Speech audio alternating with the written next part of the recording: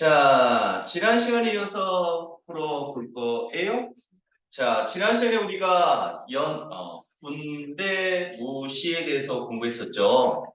분수함수에서는 뭐가 제일 중요했죠? 대칭점. 무리함수에서는 시작점이 가장 중요했지. 그럴 때 시작점을 알 수 있는 형태를 우리가 표준형이라고 했잖아요. 오케이. 그리고 선생님이 강조했던 거. 지금까지 문제 푸는 동안에 이 개념은 별로 안 나왔는데 왜 이걸 계속 강조했지를 꼭 기억해야 돼. 이번 시험 범위에서 여러분들 최상 난이도가 바로 이 반쪽이라는 것 때문에 발생한다고. 이거 놓쳐서 이번 시험 두 문제 정도를 틀려버릴 수 있어요. 이걸 꼭 기억해야 돼요. 그냥 포물선이 아니라 반쪽 포물선. 그럴 때 표준형이었고 시작점은 P코마 Q였고요. X하고 Y는 각각 A하고 K의 부호랑 같았다고. 그래서 그걸 가지고 우리는 몇 사분면을 지나는지를 확인을 했다는 거예요. 맞나요? 네. 자, 여기까지가 우리가 지난 시간에 했었던 내용이라고. 자, 그럴 때 필수의주 6번 문제가 나오는데요. 요 필수의주 6번에다가는 별표 100개를 치셔야 되고,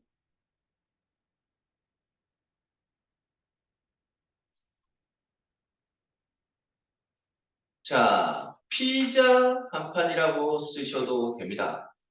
요 문제가 출제되지 않은 학교는 없어요. 무조건 출제되고, 그것도 서술형의 형태로 많이 출제돼. 그래서 서술형까지 대비할 수 있어야 된다고. 오케이. 자, 그러면 6번 문제에다가 이렇게 한번 정리를 한번 해볼게요.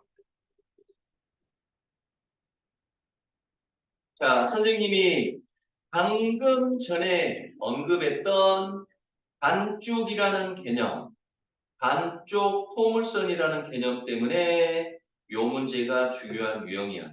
자, 그래서 6번에다가는 이렇게 정리를 해봐요. 자, 즉 무리함수와 직선의 교점의 개수 관련 문제는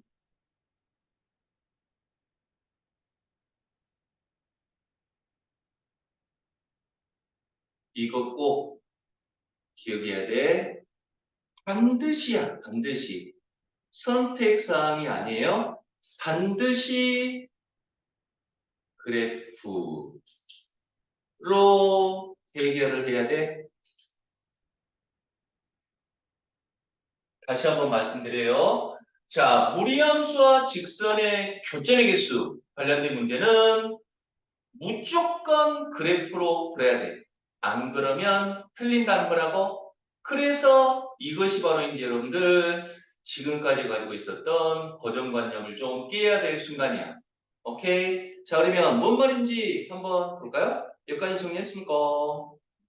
자, 그러면 자, 문제로 한번 들어가 볼게요. 무리함수가 주어져 있고요. 표준형이 아니네요. 표준형 바꾸는 건 이제 자신 있어야 되고, 그놈과 직선의 위치관계. 위치관계라는 것은 어떤 형태로 만나느냐, 몇 점에서 만나느냐, 교점이 몇 개냐로 우리는 다르게 표현할 수 있어요. 그랬을 때 서로 다른 두 점에서 만난대. 오메? 서로 다른 두 점. 너무너무너무너무 익숙한 표현이죠.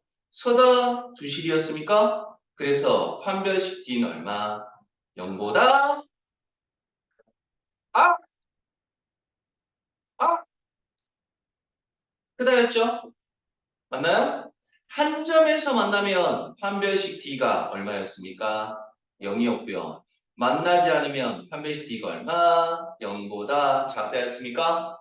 맞나요? 그럴 때 판별식은 언제 써먹었죠? 2차 방정식일 때만 사용할 수 있지. 맞니? 자, 그러면 2차 방정식 만들어야 되겠다. 그럼 2차 방정식 만들어 볼까요?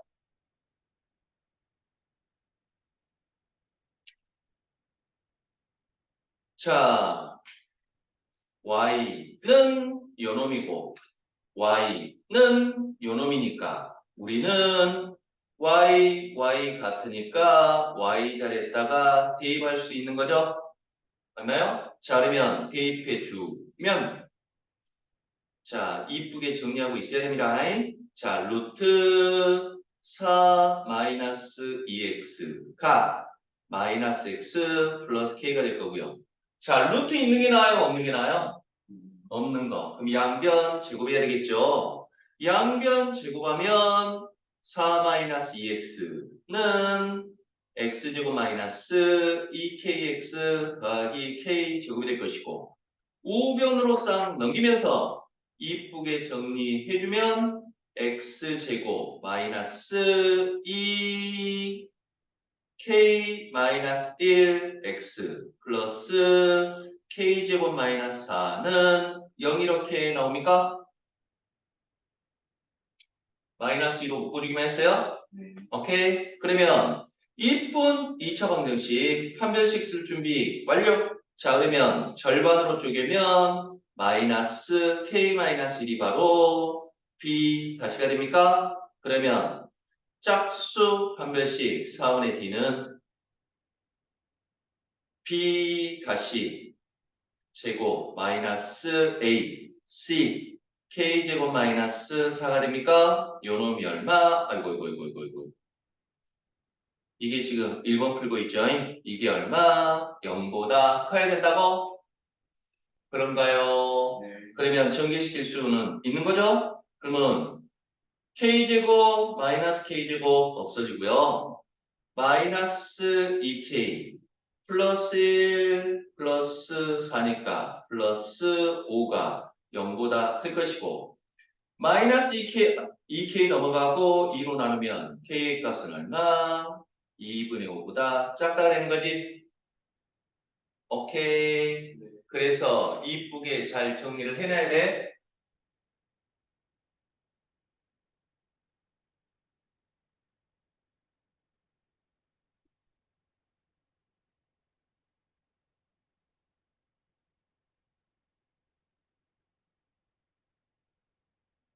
정리했습니까? 자, 그런 다음에 꼭 써놔야 된다고 했어. 이쁘게 묶어주고 하고라고 써놔야 된다고. 틀렸죠?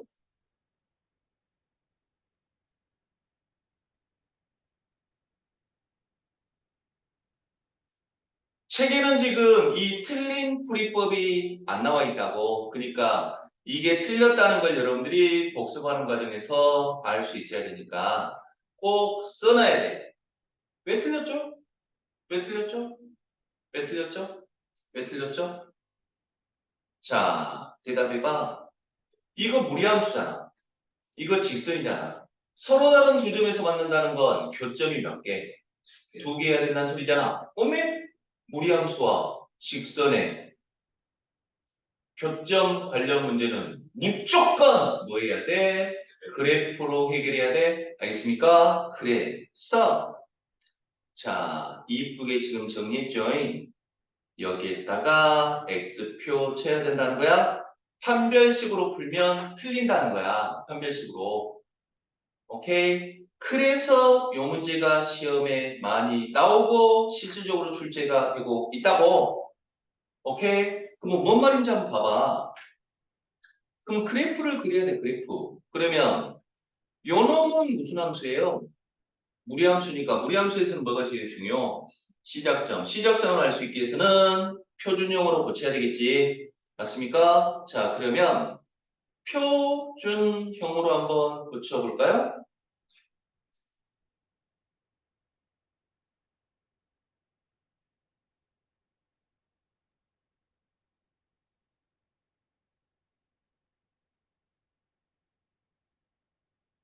자, 아이패드로 수업하는 또 보람이 나오네요. 자, 그러면 자, 뭔 말인지 한번 볼게요. 자, 저놈 표준형으로 고치면 y는 얼마가 되죠? 루트 마이너스 2로 묶어줘야 됩니까? x 마이너스 2가 될 거고요. 그러면 시작점의 좌표가 얼마? 2,0이고요. 몇 사분면을 향하는지는 x 앞에 있는 놈, y 앞에 있는 놈의 부호가 결정하지. x는 음수, y는 양수입니까? 그래서 풀이니까 몇 사분면이야? 2사분면을 향하는 반쪽 포물선입니까? 맞나요? 이놈은 자신 있어. 그런데 요놈은 지금 1차 함수죠. 맞죠? 그러면 나와 있는 정보, x 앞에 있는 놈의 정체가 뭐예요? 기울기고 그 뒤에 있는 게 y절편이잖아.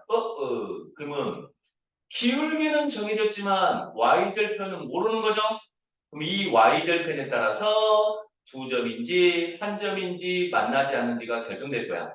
맞습니까? 그러면 자신 있게 그릴 수 있는 거 먼저 그려. 자, 무리함수는 자신 있게 그릴 수 있는 거죠? 자, x축, y축이 될 것이고 원점이고요. 시작점의 좌표가 2,0이야. 요 놈에서 시작하면서 2사분면을 향해요. 그러면 2사분면을 향하니까 요러한 그래프가 될 거예요. 맞나요? 자, 이건 이제 무리함수를 그렸어. 근데 이 무리함수랑 요 직선이 서로 다른 두 점에서 만날 건지 한 점에서 만날 건지 만나지 않을 건지를 그려줘야 돼. 근데 기울기는 정해져 있잖아요. 그러면 기울기가 마이너스 1이니까 자, 정확히는 그릴 수 없겠지만 요 정도의 기울기를 가지고 있겠죠? 맞습니까? 그런데 y절편을 알아 몰라? 몰라. 그러면 y절편에 따라서 그래프가 아이패드 프리의 장점 y절편에 따라서 이렇게 기울기는 고정되어 있으면서 위아래로 움직이겠지? 맞습니까? 그러면 대답해 보시오. 요때는 몇 점이에요? 만나지 않는 거지. 요때도 만나지 않고요. 요때는 딱 한 점에서 만나는 거지. 맞나요? 이것보다 좀만 내려가면 몇 점? 두 점. 몇 점? 두 점이잖아. 그러면 영원히 두 점입니까? 요 점을 지날 때까지만 두 점이지. 맞죠? 그리고 이 점을 지나버리면 이제 몇 점이야? 한 점이 되는 거지. 이쪽에서 만나게 되는 거잖아. 언젠가는. 맞아요? 그래서 자, 요 직선의 기울기는 정해져 있으니까 y절편에 따라서 몇 점에서 만나는지가 결정될 거란 말이야. 맞습니까? 그래서 상황을 한번 연출해 보면 자, 요런 경우에는 몇 점? 만나지 않고요. 자, 요렇게 되면 몇 점? 한 점이고요. 자, 그것보다 좀만 더 내려가면 몇 점? 두 점이고요. 자, 그것보다 좀만 내려가다가 2점을 지날 때까지만 두 점이지. 맞습니까? 그리고 그것보다 더 내려가 버리면 한 점이 된다는 거야. 맞습니까? 그래서 상황은 이렇게 다섯 가지 상황이에요. 오케이? 그래서 자 1번, 2번, 3번, 4번, 5번 상황임을 알 수가 있다고. 오케이? 그러면 1번 문제부터 한번 풀어볼까요? 자, 1번 문제. 서로 다른 두 점에서 만나야 되는데, 그러면 서로 다른 두 점에서 만나는 건 몇 번이죠? 3번하고 4번입니까? 근데 어디서부터 어디까지야? 2번일 때가 딱 한 점이지. 하지만 그것보다 조금만 내려가면 이제 두 점인 거죠? 맞아요? 그래서 시작과 끝은 어디입니까? 2번하고 4번 사이에 있으면 두 점인 거라고? 맞아요? 자, 그러면 2번 상황을 한번 볼까요? 2번 상황은 무슨 상황입니까? 2번 상황. 이 직선과 이 무리함수가 접하고 있는 겁니까? 맞죠? 즉 무리함수 y는 루트 4 마이너스 2x와 y는 마이너스 x 플러스 k가 뭐 접하고 있다고? 그러면 접하면 판별식은 무조건 얼마예요? 0이 되는 거라고? 맞아요? 그래서 아까 우리 틀린 풀이 써놨잖아. 이거 괜히 한 건 아니었다고? 이게 지금 뭐였죠? 판별식 구하는 과정이었잖아. 써먹긴 써먹는다고? 이게 판별식이었죠. 맞니? 요 놈이 얼마? 0이 될 때라고? 맞니? 그러면 이게 0으로만 바뀔 거니까. 즉, 2번일 때는 k의 값이 얼마야? 2분의 5일 때라고? 그러니 2번 상황. 오케이? 자, 그러면 4번 상황은 무슨 상황이죠? 4번 상황? 4번 상황은 요 직선이 요 점을 지나고 있는 거잖아. 맞니? 자, 그러면 직선 y는 마이너스 x 플러스 k가 뭘 지나요? 2,0을 지나고 있는 상황이라고? 맞나요? 그러면 2,0을 지나니까 x자리에다가 2, y자리에다가 0 대입할 수 있잖아요? 맞습니까? 그래서 0은 마이너스 2 플러스 k니까 4번 상황은 k가 얼마? 2일 때 말 수 있습니까? 그래서 4번 상황은 k가 2라는 걸 알 수가 있어? 맞니? 그러면 왜 우리가 1, 2, 3, 4, 5번 중에서 2번하고 4번만 가정했죠? 2번과 4번에서 바로 사건이 일어나고 있지. 2번보다 위쪽에 있으면 안 만나고 2번이면 딱 한 점. 2번과 4번 사이에 있으면 두 점. 4번보다 아래쪽으로 내려가면 한 점인 거지.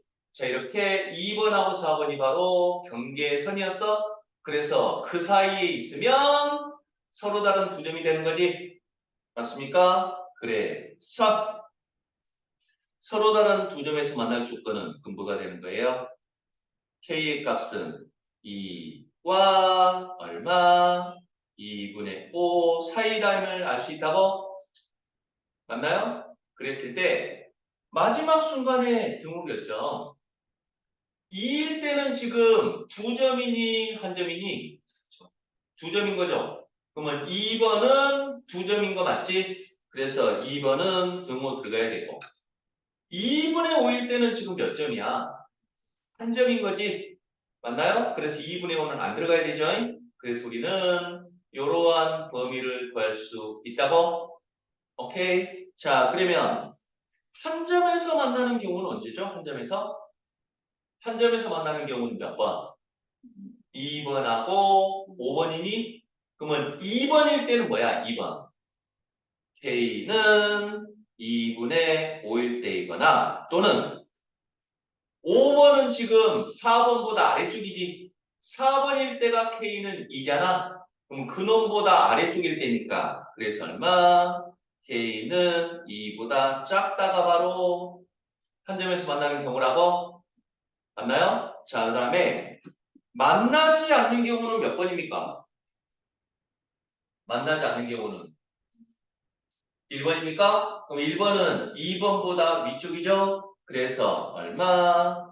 K는 2분의 5보다 크다가 된다고? 맞나요? 아, 선생님, 그러면 왜 판별식을 대입하면 안 되고 이렇게 그래프로 그려야 되나요? 에 대한 여러분들의 대답이 있어야 돼. 한번 생각해 볼까요?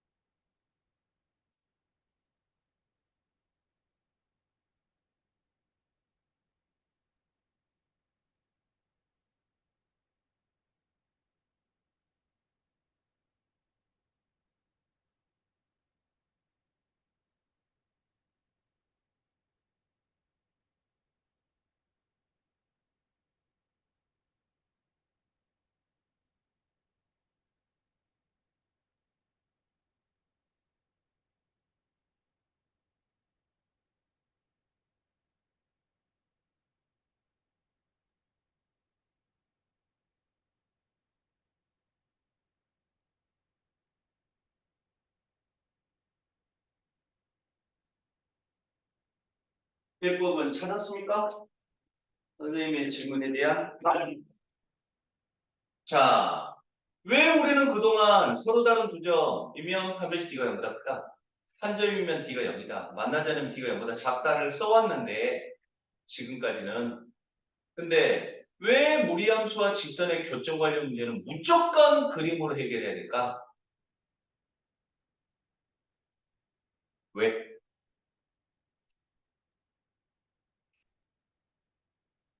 왜냐하면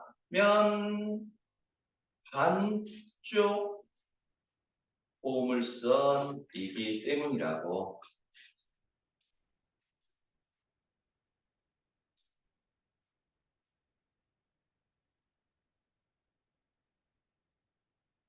자, 요 무리함수는 그냥 포물선이 아니라 반쪽 포물선이라고 했지. 맞습니까? 즉, 요 부분이 생략된 거야? 생략된 게 아니라 요 부분이 없는 거라고? 맞아요? 즉, 판별식은 완전하게 2차 식일 때만 써볼 수 있어? 근데 이놈은 지금 이놈만 이놈만 있고 이놈은 없는 거잖아. 그럼 판별식 입장에서는 5번도 몇 점이야? 2점으로 오류가 발생하게 되는 거라고. 뭔 말인지 알겠죠? 그래서 이렇게 반쪽이 지워졌기 때문에 판별식을 쓰면 틀리게 된다는 거라고요. 오케이? 그래서 이 문제가 시험 단골이라고. 이해됐습니까? 자, 이게 바로 선생님이 첫 시간부터 반쪽을 강조한 이유였다. 이해됐습니까? 자, 그러면 자, 또 다른 반쪽을 강조하는 이유에 대해서 설명을 해볼게요. 자, 7번 문제로 넘어갈까요? 자, 7번 문제에도 마찬가지로 별표 100개.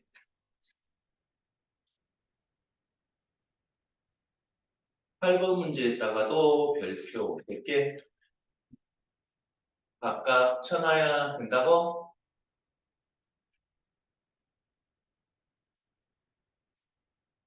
자, 7번 문제에서도 여러분들 그전까지 가지고 있던 고정관념을 좀 깨야 돼.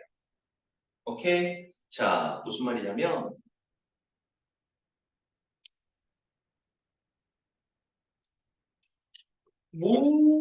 무리 함수의 역함수 구하는 문제는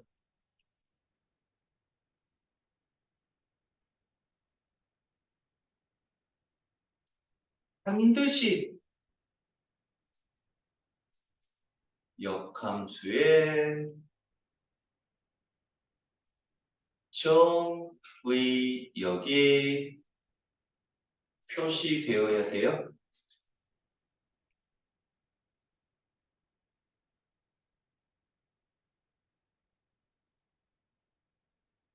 자, 무리함수 역함수 문제에서는 반드시 그 역함수의 정의역이 표시가 돼야 돼요.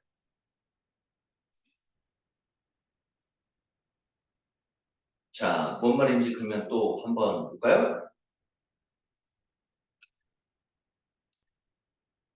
요 무리함수의 역함수를 구하고 그 역함수의 정의역과 치역을 구해보라고 했어요. 오케이? 그러면 요 무리함수인지 여러분들 자신 있게 그래프 그릴 수 있죠? 오케이? 자, 그러면 일단 표준형으로 한번 고쳐볼까요? 그러면 y는 얼마가 됩니까? 루트 어떻게 해줘야 돼? 4로 묶어줘야 되지. 그럼 4로 묶으면 x-2분의 1 플러스 1입니까? 맞나요? 그래서 시작점의 좌표는 얼마가 되죠? 2분의 1, 1입니까? 맞죠? 그 다음에 요놈의 정의역과 치역도 바로 구할 수 있니? 기억나나 모르겠다? 안 그려봐도 구하는 방법 지난 시간에 설명했었는데 기억나나? 정의역은 누구랑 관련이 있었죠? x좌표. 그래서 x는 2분의 1.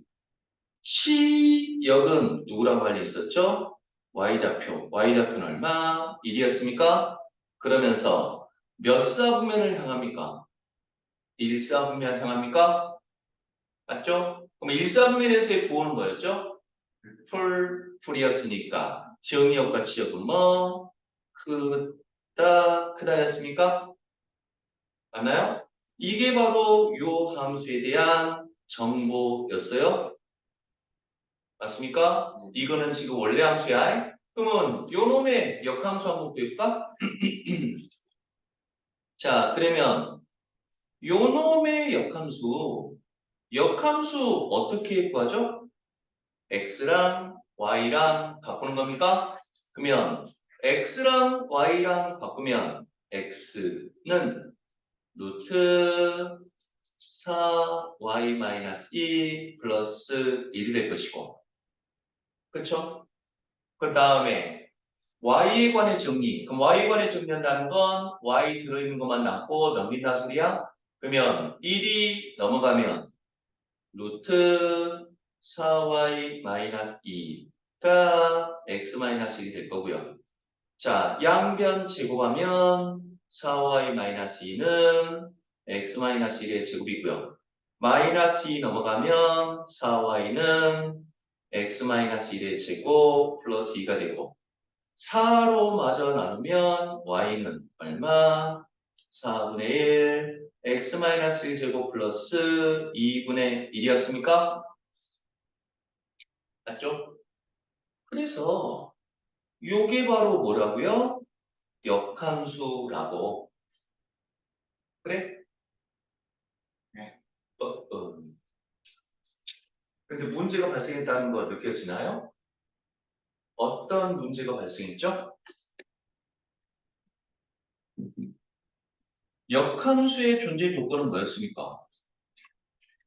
1대1 대응이었습니까?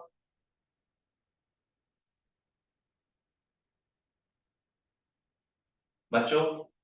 그러면 1대1 대응일 조건, 야매 방법 뭐였죠? 가로선이 한 점에서 만나야 되잖아. 맞지? 그러면 대답해봐.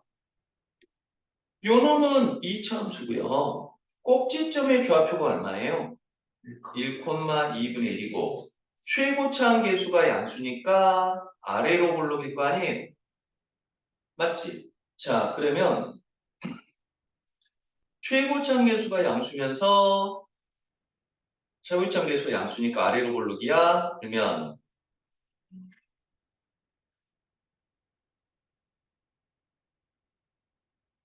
꼭지점의 좌표가 1,2분의 1이라는 거야. 그러니 내가 이 자식을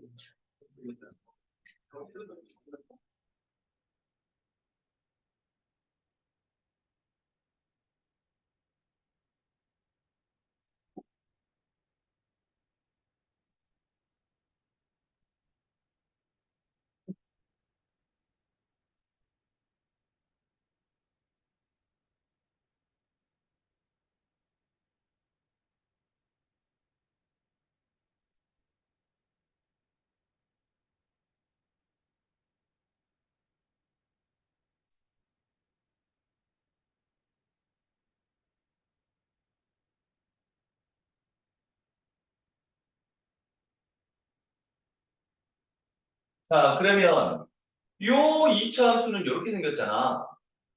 맞죠? 문자가. 그러면 뭐요? 요것의 역함수가 이거야. 그러면 이것의 역함수는 이게 돼야 되잖아. 맞죠? 그러면 이것의 역함수가 이건데 이것의 역함수가 이렇게 안 되면 안 되는 거지. 그러면 요 2차 함수는 이렇게 생겼잖아. 그러면 가로선 몇 점에서 만나요? 빵점, 몇 점, 빵점, 한 점. 그리고 이제는 두 점에서 만나버리지. 그래서 1대1 대응이 돼, 안 돼? 안 되는 거지. 맞습니까? 그러면 요 이차함수가 1대1 대응이 되려면 어떻게 해야 되나? 왼쪽이 지워지던지 아니면 오른쪽이 지워져야 한 점에서 만날 수 있게 되는 건가요? 맞지? 둘 중에 하나만 살아있어야 된다고, 둘 중에 하나만. 그래야 여기서부터는 1대1 대응이 될 수 있는 거잖아. 맞지? 그러면 왼쪽을 지울 건지 오른쪽을 지울 건지는 여러분들이 이제 판단을 해야 돼. 그러면 왼쪽을 남기느냐 오른쪽을 남기느냐가 바로 정의역이죠. 맞습니까? 그럼 이놈의 정의역을 그래서 반드시 표시를 해야 된다는 거라고. 이해됐습니까? 오케이? 자, 이놈의 역함수, 이놈의 역함수니까 이놈의 역함수를 구하면 이렇게 나올 수 있어야 되니까 이놈도 역함수가 존재해야 되고 역함수가 존재하기 위해서는 왼쪽, 오른쪽 중에 하나는 반드시 없어져야 돼. 그래야 1대1 대응이 될 수 있는 거라고? 그러면 어느 범위를 남기느냐? 그게 바로 정의역이잖아요. 그래서 역함수의 정의역이 반드시 표시돼야 된다고. 즉 여기에 주의 표시를 쓰고 이게 반드시 표현이 안 되면 틀리게 된다는 거라고. 그래서 이거 물어보려고 이 문제를 내는 거야. 오케이? 그럼 이제 어떻게 찾느냐? 이게 지금 원래 함수의 정의역이었잖아. 그리고 원래 함수의 치역이죠. 그러면 역함수의 정의역은 뭐지? 우리 원래 함수의 정의역은 뭘로 바뀌었어? 치역으로 바뀌었고 원래 함수의 치역은 정의역으로 바뀌었잖아. 그러면 역함수의 정의역이라는 건 바로 이 치역을 가지고 만들어야 되지. 그러면 y만 x로 바꾸면 된다고. 어차피 x랑 y가 바뀔 상황이니까. 오케이? 그래서 정의역은 분부가 되는 거야. x는 1보다 크거나 같다가 바로 정의역이 된다고. 이 치역이 지금 정의역으로 이렇게 바뀐 거야. 그러니 그래서 1보다 크거나 같은 쪽만 그려지니까 어디가 지금 없어지게 된다는 거야. 왼쪽이 이렇게 없어져서 여기서부터는 역함수가 존재할 수 있게 된다는 뜻이라고. 오케이? 그래서 이게 표시가 안 되면 무조건 틀리니까 요걸 물어보기 위해서 이 문제가 출제 단골이었다고. 이해됐습니까? 요것도 이쁘게 잘 정리가 돼 있어야 됩니다.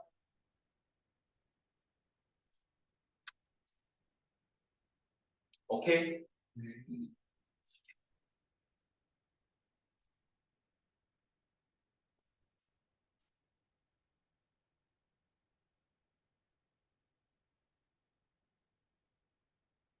자, 그러면 다음 문제를 한번 볼까요? 이것도 정확히 기억나는 사람 있을라나 모르겠네.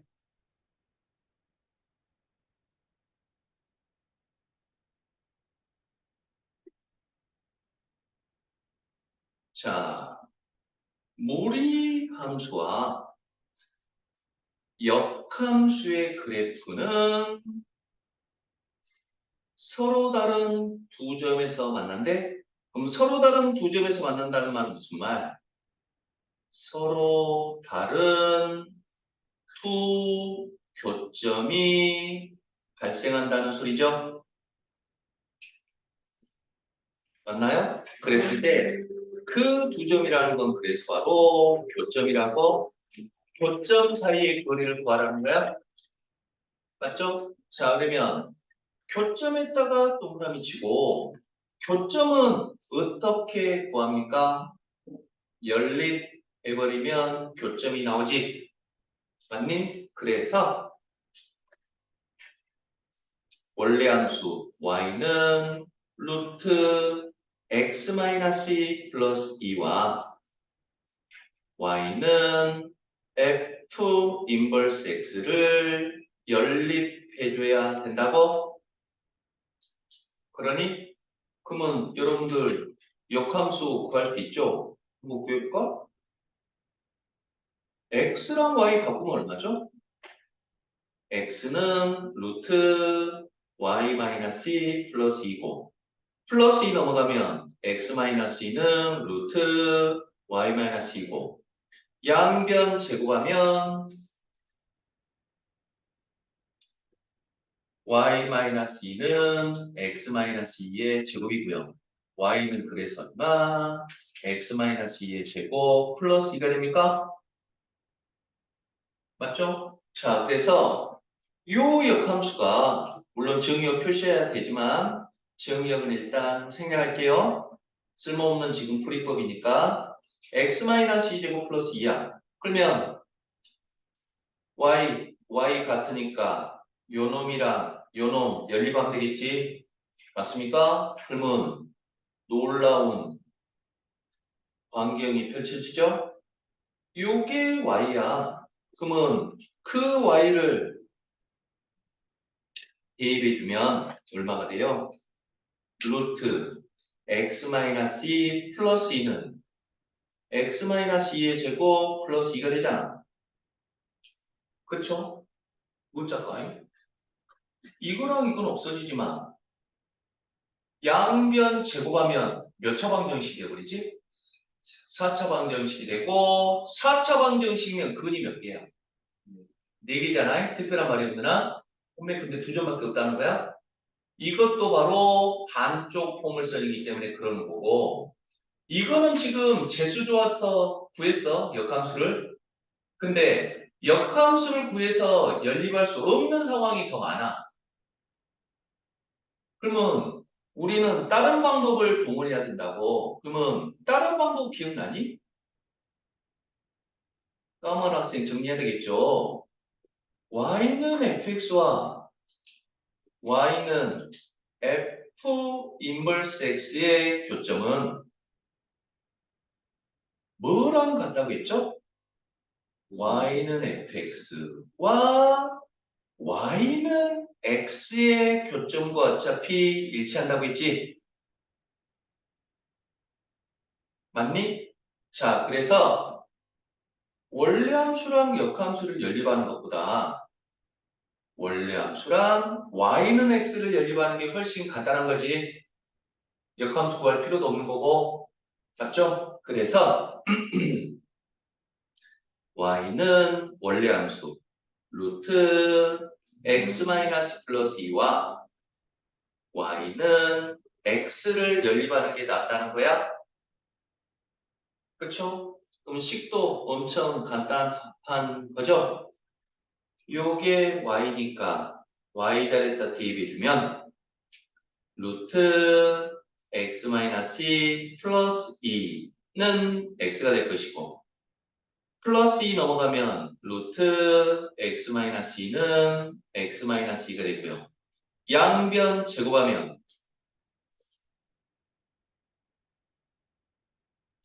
x-2는 x제곱 마이너스 4x 플러스 4가 되고요. 우변으로 싹 넘어가면 x제곱 마이너스 5x 플러스 6은 0이 되어서 x는 얼마? 2 또는 x는 얼마? 3 이렇게 나오는 거야? 그러면 x값 구했으니까 짝꿍 y 어차피 여기다 대입하나 여기다 대입하나 똑같은 거죠? 두 개 연립했으니까 여기다 대입하면 바로 나오죠? x랑 y는 같아야 되니까 y 값도 얼마? 2. 그래서 첫 번째 점의 좌표는 2, 2가 되고요. x가 3일 때 y도 3이니까 두 번째 점의 좌표는 3, 3이라고 이렇게 구할 수 있다고? 맞니? 그래서 우리는 두 교점을 찾았고요. 그럼 그 두 교점 사이의 거리? 그럼 두 점 사이 거리 구하는 공식 루트 x2-x1 제곱 더하기 y2-y1의 제곱이니까 얼마? 루트 2라고 이렇게 구할 수가 있다는 거라고? 오케이.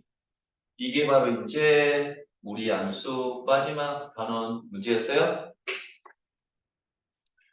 자, 그러면 여러분들 좋아하는 연습 문제 나오고요. 자, 연습 문제 필수 숙제 179쪽까지는 꼭 해야 되고 이놈 새끼들은 선생님이 선택이라고 해서 내주면 질문하는 놈이 아무도 없어? 근데 뭐 날마다 하니까 시간이 촉박해서 풀 여유가 좀 없다는 건 아는데 욕심은 좀 한번 내봤으면 좋겠어요? 오케이. 알았어요. 그러면 잠깐 물 한 잔씩 먹고 볼까요?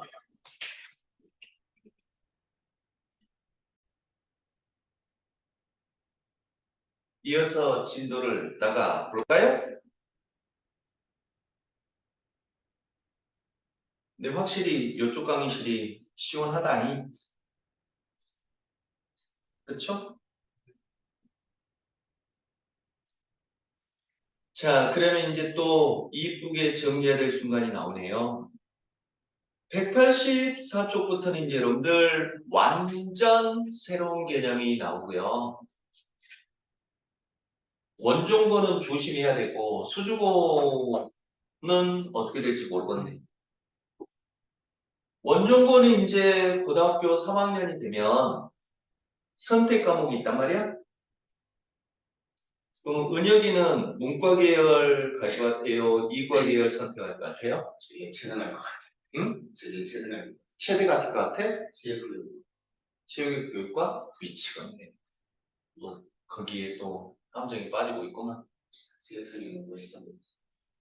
기쁘다 이 자식아. 그거는 뭐 선생님의 선입견일 수도 있지만 꼭 그걸 기억해야 된다고. 뭐를 기억해야 되냐면 선생님 선배들 중에 제일 불쌍한 선배들이 누구냐면 역사교육과 나온 선배들이 제일 불쌍하거든.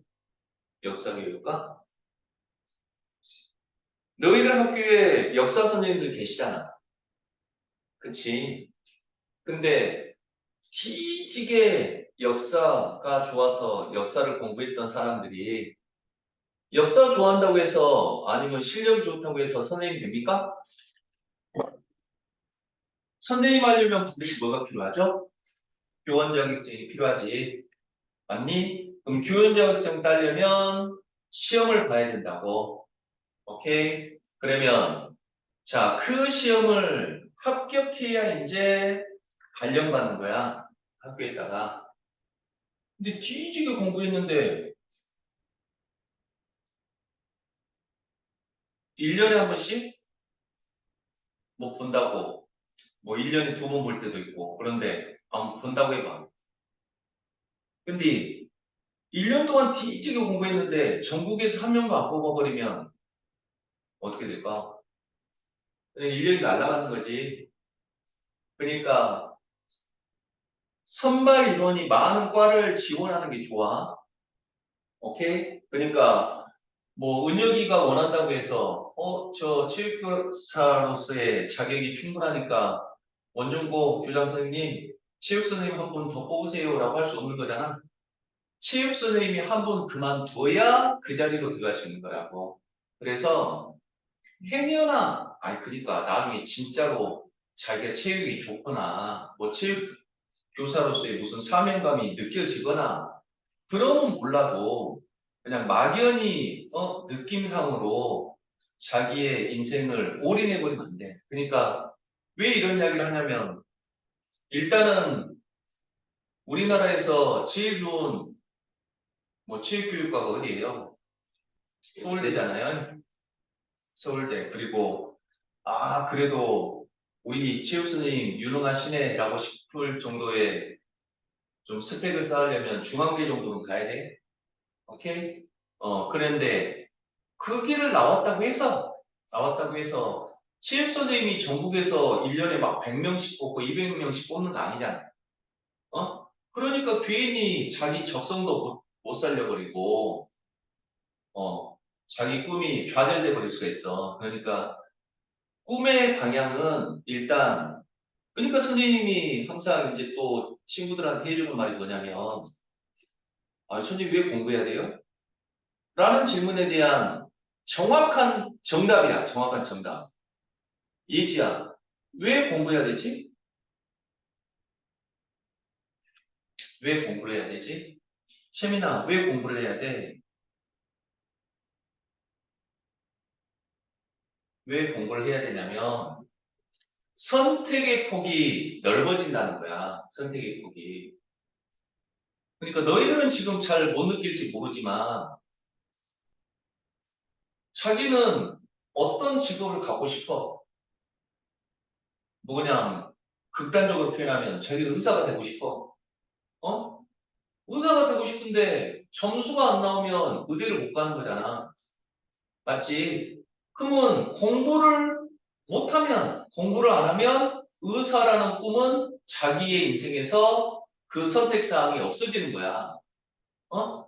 자기는 뭐 검사, 판사가 되고 싶어. 근데 뭐야 법률 전문대학원 갈 정도의 실력이 안 돼. 그러면 그 꿈은 자기 인생에서 없어지는 거라고. 그러니까 지금은 너희들이 뭔가가 되고 싶다고 머릿속에서 떠올릴지 몰라도 그 꿈은 언제든지 바뀔 수 있는 거잖아. 그치? 언제든지 바뀔 수 있는데 그 꿈이 자기가 진짜 하고 싶은 뭔가가 생겼을 때 공부를 안 해서 공부를 못해서 그 꿈을 접어야 되는 그런 일은 없어야 된다는 거야. 알겠어? 그러니까 은혁이도 지금부터 벌써부터 이제 나중에 이제 잘 생각을 해야 돼. 뭐 최대 입시, 최대를 선생님이 비하하는 게 아니라, 알겠니? 은혁이한테는 은혁이가 아직 발견하지 못한 자기의 숨겨진 재능이 있을 수 있잖아. 맞니? 그러면 그 재능을 굳이 벌써부터 딱 정해가지고, 왜냐하면 그 꿈은 빨리 정할수록 좋잖아. 왜냐하면 학생부 같은 게 기입되니까. 그러면 만약에 은혁이가 1학년 때부터 학생부의 활동들이 진짜 체육교사로서의 그 스펙을 쫙쫙쫙쫙 쌓아갔다고 하면 그것보다 더 좋은 학생부는 없잖아. 체육교사가 되기 위한. 근데 나중에 체육교사가 아닌 다른 뭔가 하고 싶어 버리면 지가 1학년 때부터 쌓아놨던 그런 스펙들이 다 물거품이 돼버리거나 오히려 방해가 돼버릴 수 있어. 너 왜 1학년 때는 체육교사가 꿈이었는데 뭐 2학년 때는 의사 꿈이 바뀌었냐? 이런 식으로 이제 감점을 먹어버릴 수 있단 말이야. 물론 그것도 이제 얼마든지 상황을 자기가 조작할 수는 있겠지만 뭐라고 변명을 할 수 있겠지만 알겠지? 그러니까 괜히 그런 에너지를 지금부터 쓸데없이 쏟을 필요는 없어. 그러니까 무조건 지금 너희들이 가져야 될 것은 자기 확실한 꿈 있잖아. 그럼 그 꿈을 위해서 달려가는 건 좋은데 어떤 꿈이 자기한테 맞을지 모르니까 일단은 내신을 짱짱이 쌓아놔야 돼. 짱짱이. 모든 과목.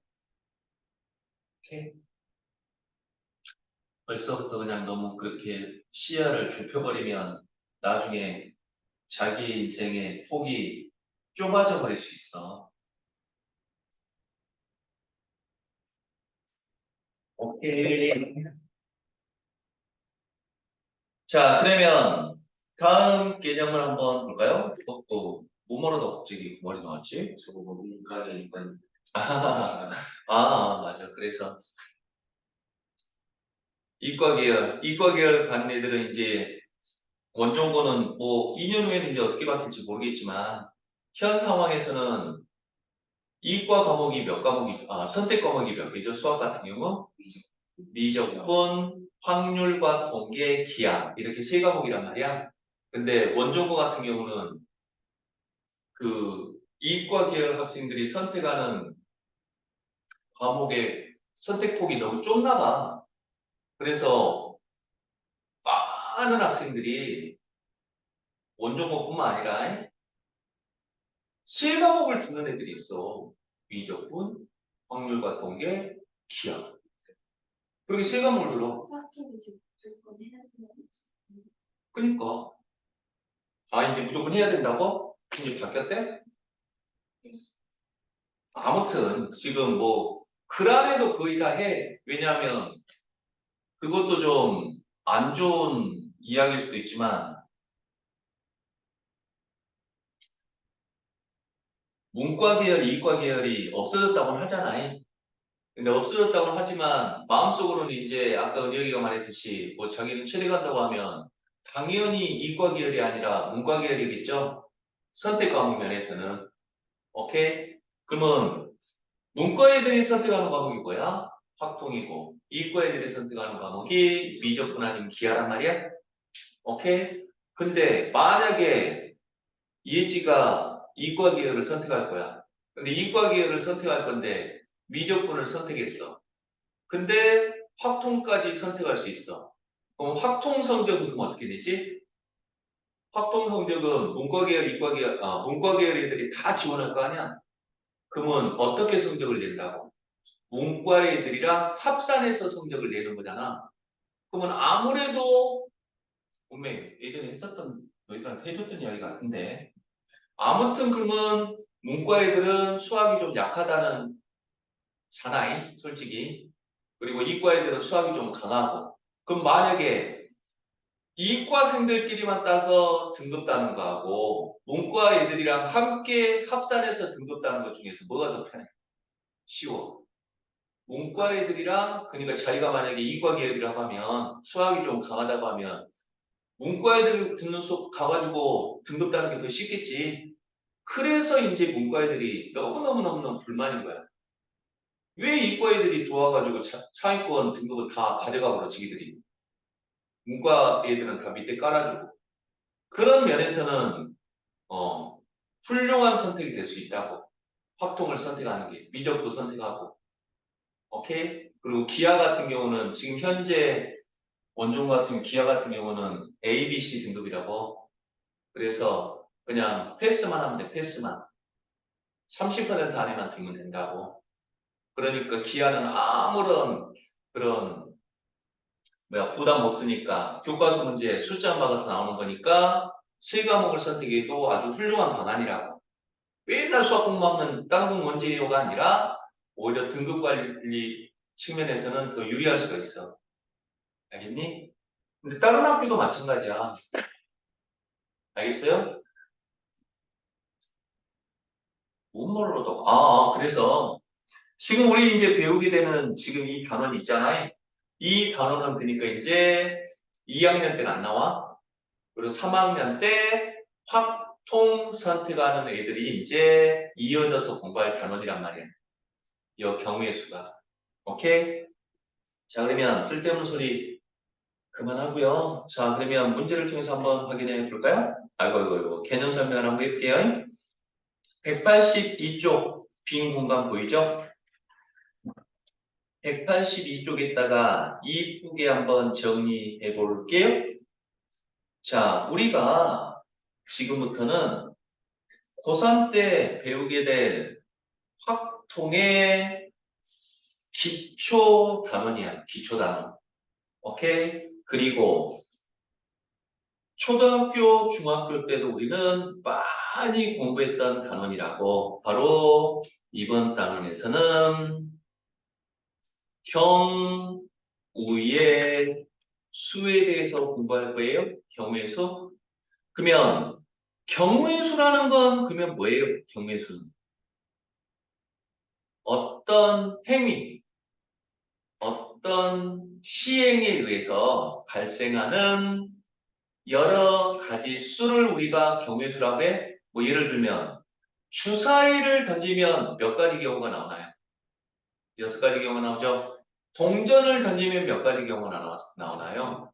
앞면 아니면 뒷면. 2가지 경우가 나오지. 맞아요. 이렇게 어떤 행위에 대한 결과물들의 가지수를 우리가 경우의 수라고 해. 그건 여러분들 언제부터 배웠어?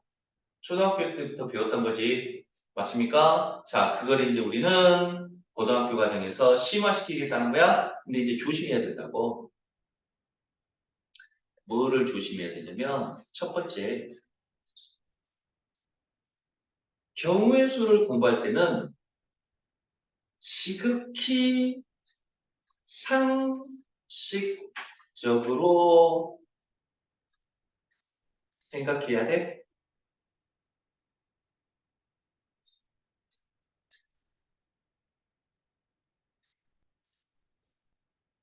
딴지 걸면 안 된다고. 자, 무슨 말이냐면 주사위를 던지면 몇 가지 경우가 나옵니까? 6가지 경우 나옵니까? 근데 창의적으로 아니 선생님 우리 집에는 정 4면체 주사위도 있고 정 20면체 주사위도 있고 정 12면체 주사위도 있는데 왜 사기치십니까? 4가지가 나올 수도 있고 12가지, 20가지가 나올 수도 있지 않나요? 라고 생각하면 안 된다고. 알겠습니까? 우리는 상식적으로 주사위라고 하면 몇 가지 경우, 6가지 경우가 나온다고 생각하는 거잖아. 맞아요? 이와 같이 특별한 경우를 생각해 버리면 안 돼. 주어진 조건만을, 상황만을 상식적으로 받아들여야 돼. 알겠습니까? 자, 이게 바로 이제 첫 번째 주의사항이고, 자, 두 번째. 반드시 경우의 수를 셀 때는 중복 없이 빠짐없이 세야 돼.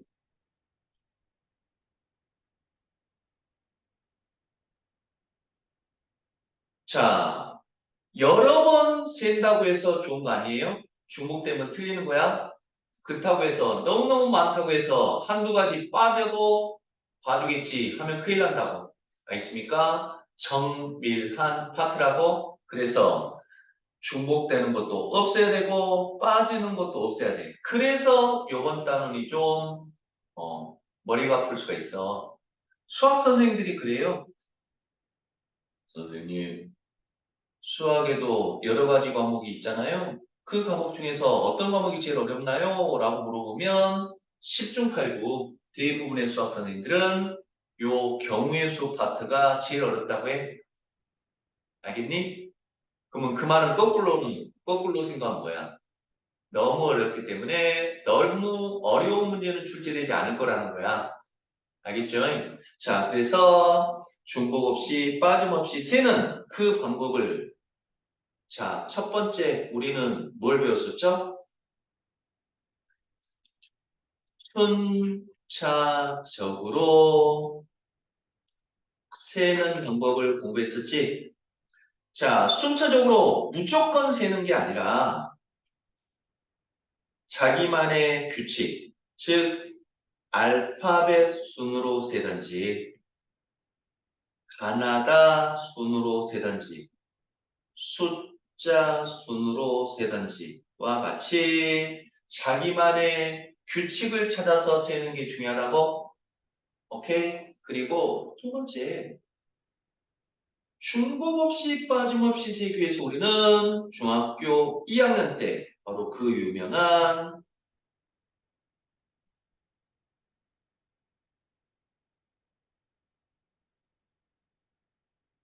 합의 법칙과 법의 법칙을 배웠었다고.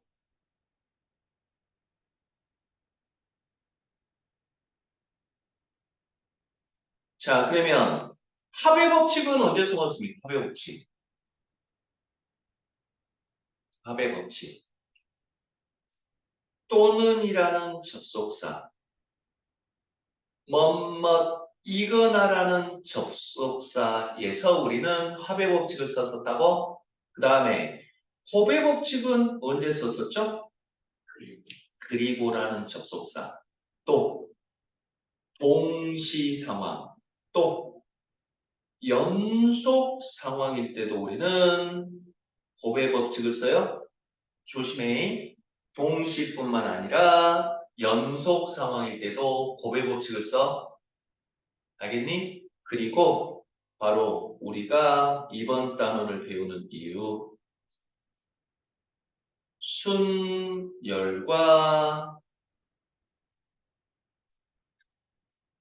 조합이라는 개념을 이용해서 우리는 중복 없이 빠짐없이 세는 스킬을 배울 거야.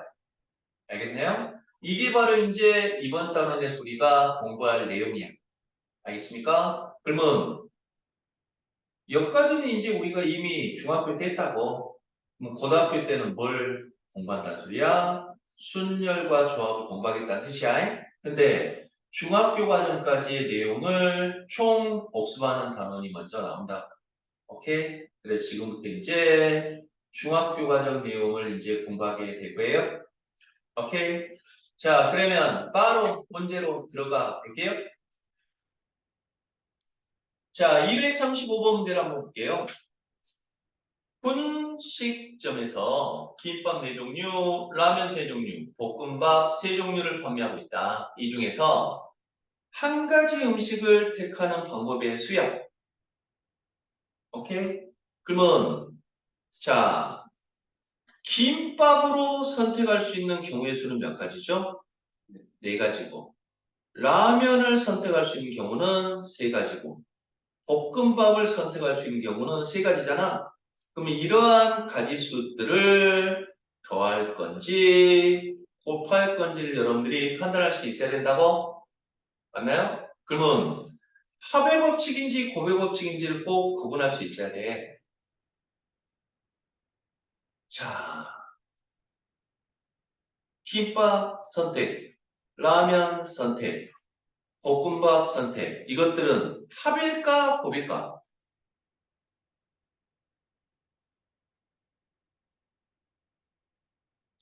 합일까요 곱일까요?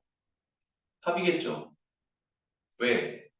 한 가지 음식을 선택한다고 했잖아. 그럼 아까 우리 합의 법칙인지 곱의 법칙인지는 그 접속사를 대입해서 다시 한번 해석했을 때 자연스러운 게 바로 답이라고? 즉, 자, 문제 출제자의 요구가 김밥을 선택하거나 라면을 선택하거나 볶음밥을 선택하는 경우야 김밥을 선택하고 라면을 선택하고 볶음밥을 선택하는 경우야.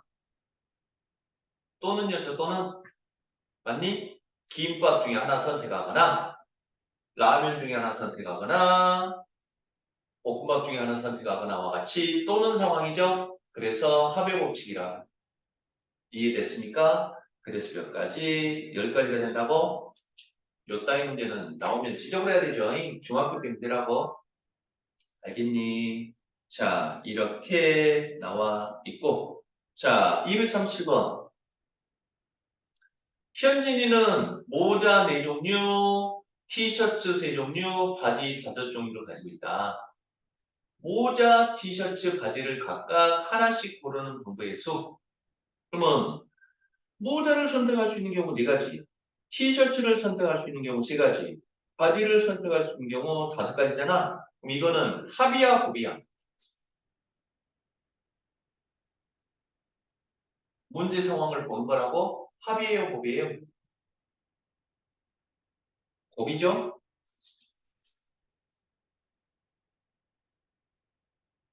합이 아닐까? 잠깐 동안이라도 의심했던 학생은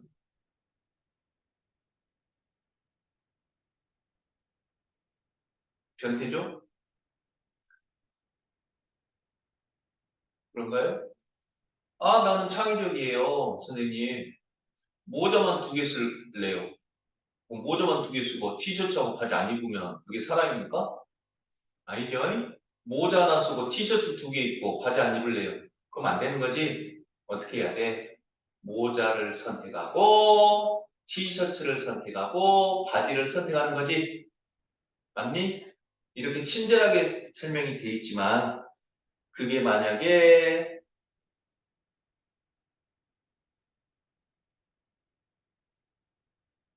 이렇게 안 나오고